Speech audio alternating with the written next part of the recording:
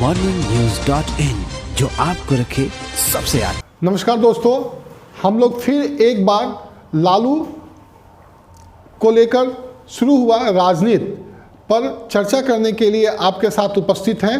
हमारे बाईं ओर है राजेश जी, सीनियर जर्नलिस्ट हैं। उसके बाद हैं डॉक्टर फजल अहमद, वो प्रोफेसर हैं, उसके साथ साथ समाज सेवक हैं और इस बार कुम्हरार विधानसभा क्षेत्र से पहली बार चुनाव लड़े थे। मैं हूं राजेश ओझा और मेरी दाहिनी ओर है विनय जी, सीनियर जर्नलिस्ट। हम चर्चा करेंगे आपके साथ कि लालू की एंट्री के बाद जो बिहार की राजनीति में भूचाल आया है उस पर। सबसे पहले हम विनय जी से ही जानना चाहते हैं कि लालू प्रसाद जी की बिहार की राजनीति में जो एंट्री हुई है, इस पर इतना भूचाल जो आया है, उसके क्या कारण हैं? देखिए, इसका कारण यही है कि उन्होंने बीजेपी के एक नए नेता को फ़ोन कर दिया, जो नया पहली बार शायद विधायक चुन के आए हैं, उनको फ़ोन कर दिया।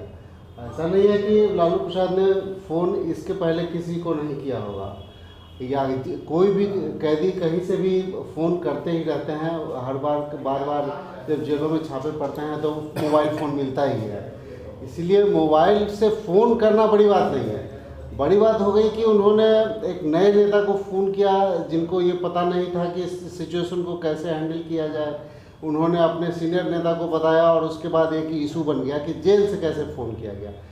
जेल से फ़ोन किया गया और जिस मकसद से किया गया कि तुम इधर आ जाओ, तुमको मंत्री बना देंगे, और उस समय विधानसभा अध्यक्ष का चुनाव होना था। ऐसे में लगा कि अगर मैंने पाँच बहुत बड़ी मेजॉरिटी है भी नहीं, केवल 126 हैं और 122 चाहिए, 4 ज़्यादा हैं, तो 4, 5, 7 अगर इधर उधर हो जाए तो सरकार इधर से उधर हो सकती है। इसीलिए इसे इतना बड़ा मुद्दा बनाया गया कि लालू दोबारा फ़ोन नहीं करे या कोई इस तरह की काम दोबारा करने की हिम्मत ना करे। विनय जी, हम और आप लंबे समय तक क्राइम रिपोर्टिंग भी किए हैं और आपको याद होगा कि वो दौर भी था जब जेल में मोबाइल फ़ोन था, बाहुबली विधायक थे और सब कुछ होता था। कई राजनेता जो हैं जेल में रहते हुए भी पिताजी बन गए। तो इस सब के बाद कोई कार्रवाई तब नहीं हुआ करती थी। अब अगर सरकार ऐसा कह रही है कि जेल में रहना का बड़ा मामला है, तो लालू का फ़ोन करना इसमें ज़्यादा बड़ी बात है, या फिर ये बड़ी बात है कि बेउर जेल से कोई अपराधी अगर किसी से फ़ोन कर रंगदारी मांगता है, अपहरण की धमकी देता है या मर्डर की धमकी देता है, वो बड़ी बात है। देखिए, लालू ने जिस उद्देश्य से फ़ोन किया, बड़ी बात वही बन गई है। वैसे आप देखिए तो अगर जेल में फ़ोन होना अपने आप में क्राइम है, उस जेलर को इसका जवाब देना चाहिए कि जेल में फ़ोन कहाँ से आया, कोई कैदी कैसे बात कर रहा है बिना जेलर के नॉलेज के। तो अपराध तो वो वही है, और वो क्राइम करता है। या आप जानते हैं, सुनते हैं, देखते हैं कि जेल से ही शहर में जो भी क्राइम हो है नियंत्रित किया जाता है। क्राइम की बड़ी बड़ी घटना होती है, बाद में पुलिस को ये पता चलता है कि इसकी साजिश जेल में रची गई, लेकिन पुलिस कभी इस बात के लिए किसी को जिम्मेदार नहीं ठहराती कि साजिश रची तो इसके लिए जेल मैनुअल क्या कहता है, उसके अनुसार किसको दंडित किया जाए, ये सब बात खत्म हो जाती है। चलिए, इस पे चर्चा रहेगी, लेकिन एक चीज़ राजेश जी, एक चीज़ जो सबसे बड़ी बात सामने आई कि चुनाव ये जब ललन पासवान ने बोला कि हमें फ़ोन आया और उन्होंने अपनी ये बात मीडिया के सामने भी की कही, और आज शायद निगरानी थाने में उन्होंने FIR भी लालू के खिलाफ कर दिया है। इसके बाद मुकेश सहनी, जो राजनीति के एक अपनी पार्टी के सुप्रीमो हैं, जीतन राम मांझी, जो मुख्यमंत्री भी रह चुके हैं इतने लंबे समय तक, उनको विधानसभा की सदस्यता का ये है, उन लोगों ने भी कहा है कि उनको भी प्रयास किया गया था उनसे भी बात करने के लिए। तो अब तक वे चुप क्यों थे? लालू प्रसाद राजनीति विधानसभा चुनाव में लगातार चीज़ों को हैंडल कर रहे थे। ये पब्लिक फिगर में, सब पब्लिक में थी, सब कोई जानता था। और कई नेताओं ने इसके पहले भी ये बयान जारी करके कहा है कि हाँ, हमको फ़ोन आया था, या लोग जाते थे वहाँ मिलते थे, और छोटे छोटे नेताओं तक को वहाँ से फ़ोन आने की चर्चाएं होती रहती थी। अभी पिछले दिनों मैं कहीं इंटरव्यू देख रहा था, रालोसपा के राष्ट्रीय अध्यक्ष उपेंद्र कुशवाहा, उन्होंने भी इंटरव्यू में स्वीकार किया कि लालू जी का फ़ोन मेरे पास आया था, मेरी बात हुई थी। और उन्होंने यहाँ भी कहा था कि जेल से वो कैसे बात करते हैं ये तो सरकार जाने और जेल प्रशासन जाने, लेकिन मेरी बात हुई है। उन्होंने भी कहा था, लेकिन तब किसी ने उसको मुद्दा नहीं बनाया। मुद्दा आज ये बना है कि उन्होंने किसी भाजपा के सदस्य पे दौरा डाला है। यदि यही चीज़ यदि वो जेडीयू के साथ किए होते या और किसी के साथ किए होते तो ये मुद्दा नहीं बनता। भाजपा के लोग वोकल हैं, वो सेंट्रल में उनकी गवर्नमेंट है, चीज़ों को हल्ला करना जानते हैं, इसलिए इसको मुद्दा बनाया गया है। चीज़ों को वोकल हैं और मुद्दा बनाना जानते हैं, या मोदी जी को एक बार फिर लालू के खिलाफ मुद्दा मिल गया, ये मामला है? देखिए, लालू जी अभी जिस सिचुएशन में पॉलिटिकली जो उनका कद मोटा मोटी अभी डिसाइड नहीं हुआ है क्या उनका कद रहेगा अभी, लेकिन मोटा मोटी माना जा रहा है कि वो कद नहीं है जो पहले हुआ करता था। और अखबारों में छपने की या उनको न्यूज़ में रहने की एक थोड़ी सी वो है। किसको? सुशील कुमार मोदी जी को। अच्छा, डेली ट्वीट करना, डेली बयान जारी करना और इस तरह की चीज़ें होती रहती हैं। वो तो कहीं ना कहीं वो साइडलाइन होते जा रहे थे और उनको एक सहयोग से ये बहाना मिल गया जिसके खिलाफ, मतलब लालू के कमजोर गेंद पर छक्का मार, सिक्सर मार दिया है।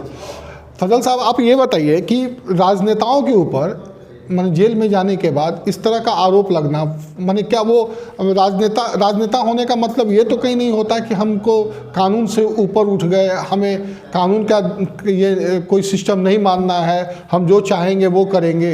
ये सरकारी व्यवस्था यहाँ की ऐसी है कि अभी 3-4 दिन पहले बिहार के बहुत से जेलों में मालूम हुआ कि लोग गांजा पीते हैं, अपने कैदी लोग पी रहे हैं, छापा मारा। हाँ, वो तो अभी आया था, पटना के बेऊर जेल के बारे में आया था। ये सिस्टम तो यहाँ चलते ही आता है।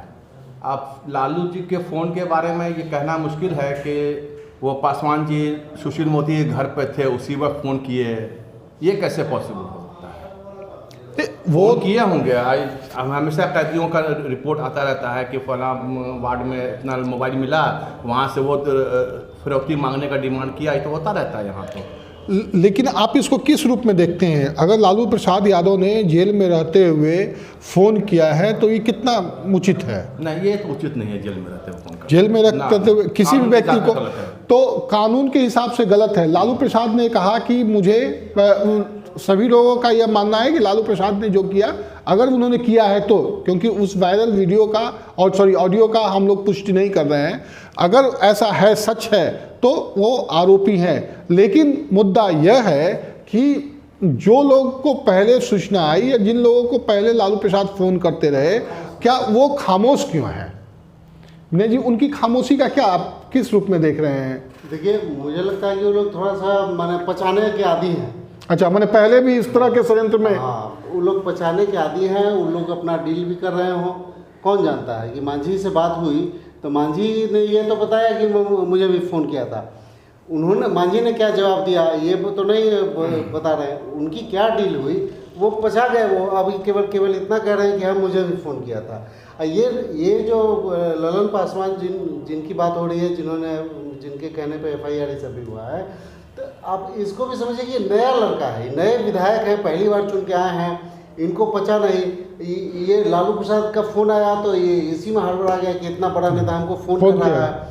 अब फ़ोन पे ये बात कर रहा है तो अब क्या करें? इन्होंने अपने सीनियर नेता को बताया और बस वहीं से बात वायरल हो गई। नहीं, कहीं अति उत्साह में इन्होंने तो नहीं बता दिया कि हमको लालू जी ने इस तरह का ऑफर दिया मंत्री का, अब हमको भी मंत्री पद चाहिए, अपना मंत्री पद मेरे पास ऑफर। पासवान जी के कहने के बाद मांझी जी और मुकेश सहनी आए, उनको भी फ़ोन उसी टाइम में आया होगा। ये पहले उन लोगों ने क्यों नहीं बोला है? ये सोचने की बात है ना।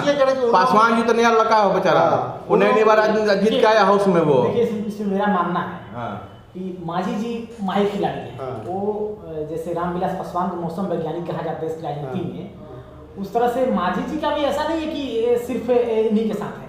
नहीं, अभी हाल फिलहाल तक वो लोग दोनों नाव पे पैर रख के चल रहे थे, मांझी जी भी और मुकेश सहनी, दोनों नाव पे पैर थे उनके। और बीच में फिर एन चुनाव के दौरान मांझी जी का बयान था, उसमें लालू की तारीफ कर रहे थे, उसको लेकर कई तरह का आयास लाया था। तो दोनों पैर पे रखने वाले हैं। मांझी जी हर सरकार में मंत्री रहे, यहाँ भी लंबे समय से लालू के साथ मंत्री रहे, इनके साथ भी मंत्री रहे, जो सरकार आती है उसके साथ मंत्री रहते हैं, चाहे सरकार की जो मजबूरी हो। इसलिए फ़ोन तो उनको आया ही होगा, लेकिन वो बाकी बात पचा जा रहा है। लेकिन वो दोनों नाव पे तो वो ये डिसाइड करने के उस समय सिचुएशन नहीं रहते हैं कि पता नहीं इनको किस पाले में जाना पड़ेगा, तो उन्होंने उस समय वो वोकल नहीं। लेकिन तो अब आम जनता तो ये जानना चाह रही है कि अगर आपके पास फ़ोन आया, लालू जी ने क्या कहा वो तो आप बता रहे हैं, आपने क्या प्रतिक्रिया दी वो भी अब सार्वजनिक होना चाहिए, क्योंकि ललन पासवान का तो सार्वजनिक हो गया कि वो लालू प्रसाद का फोन आया तो वो एकदम खुशी से उनका ये नहीं रहा, वो बोले प्रणाम चरण स्पर्श, जिस तरह से वो बोल रहे हैं माने बड़ेगा नहीं, जिस तरह से वो खुश होकर किए चरण स्पर्श तक कर रहे हैं, तो ये सब चीज़ से लग रहा है कि बहुत खुश थे। देखिए बात जिस समय की है उस समय विधानसभा अध्यक्ष का चुनाव होना था और 126 सदस्य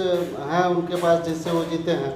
मांझी जी के पास 4 विधायक हैं, 4 ही विधायक की तो जरूरत थी। हाँ, तो मांझी से बात हुई होगी तो निश्चित रूप से यही बात हुई होगी कि आप मेरे पास आइए और वो आप अपना 4 वोट, वो पूरी पार्टी आ जाती इधर, पूरी पार्टी इधर वोट कर सकती थी। क्यों नहीं इसमें तो ये भी बात आ रही है कि यदि गुप्त मतदान हुआ होता तो खेल बदल सकता था। हाँ गुप्त, हाँ, और विपक्ष हो सकता है, क्यों नहीं। लेकिन चूंकि गुप्त मतदान की सिचुएशन नहीं बनी तो आगे मतलब कि पर्दा उठने का डर था, इसलिए लोगों ने अपना फिर क्या कहते हैं लाइन लिया, वरना खिलाड़ी तो वो भी बन सकते थे। नहीं तो ये जो था मैंने एक नई इसमें था कि सब डील हो गया था, अचानक ललन पासवान ने खेल बिगाड़ दिया। हाँ ललन पासवान ने खेल बिगाड़, ये भी हो सकता है, ये भी हो सकता है कि मांझी इस मामले में ये ट्रैकिंग करने के मामले में बहुत माहिर है। कैसे अपना काम निकालना चाहिए वो इस मामले में जानते हैं। कहीं ना कहीं उनको ये वट लगा है तब ये मामला खुला है। तो मांझी के पास नहीं, ललन पासवान ने खोल दिया। मांझी ने अपने पार्टी के 4 आदमी को रखा होगा, ललन पासवान से भी बात किया होगा, भी दलित हम भी दलित हैं तो मेरे साथ आ जाए, तो सौदा नहीं तय हुआ होगा, इसीलिए बात खुल गई है। या ललन पासवान को फोन करने के चलते बात खुल गई हो। हाँ, हो सकता है, क्योंकि अगर भाजपा को ये आरजेडी को विधानसभा अध्यक्ष पद की जो जरूरत थी जितना, उसमें 7-8 लोगों की जरूरत थी। 4 नहीं 7 आदमी की जरूरत थी, 7 आदमी की, क्योंकि 5 का ये मान के चल रहे थे कि 10 हम हैं और 5 AIMA वाला है, तो 15, तो 7 वो अगर आ जाता 22 हो जाता तो इनका तो निकल जाता। तो 7 के लिए ये सोचे कि 4 आदमी इधर से आ जाएंगे और 3 मुकेश सहनी वाला पर कहीं डोरा डाले होंगे, क्योंकि और किसी को क्यों नहीं। और एक सेफ साइड जो जैसा कि हुआ, सेफ साइड में मैंने ये क्या कहते हैं आपको,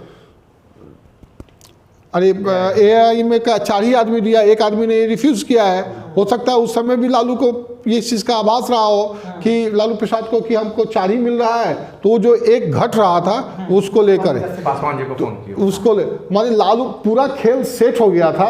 ये जो है ललन पासवान ने पूरा खेल बिगाड़ दिया और उसी के चलते वो दिक्कत हो गई। और लालू जी बार बार कह रहे थे कि अपसेट हो जाओ, अध्यक्ष हो जाएगा तो फिर हमको, तो ये एक है। दूसरा कि जदयू से भी कुछ टूटने वाली आशंका आ रही थी कि जदयू से भी कुछ लोग साथ देने को तैयार थे, कि इसीलिए जदयू ने लास्ट आवर में व्हिप जारी किया है। जदयू अगर व्हिप जारी नहीं करता तो भी खेल बन जाता, लेकिन वो जदयू के व्हिप जारी कर जाने के कारण भी थोड़ा सा खेल बिगड़ गया है।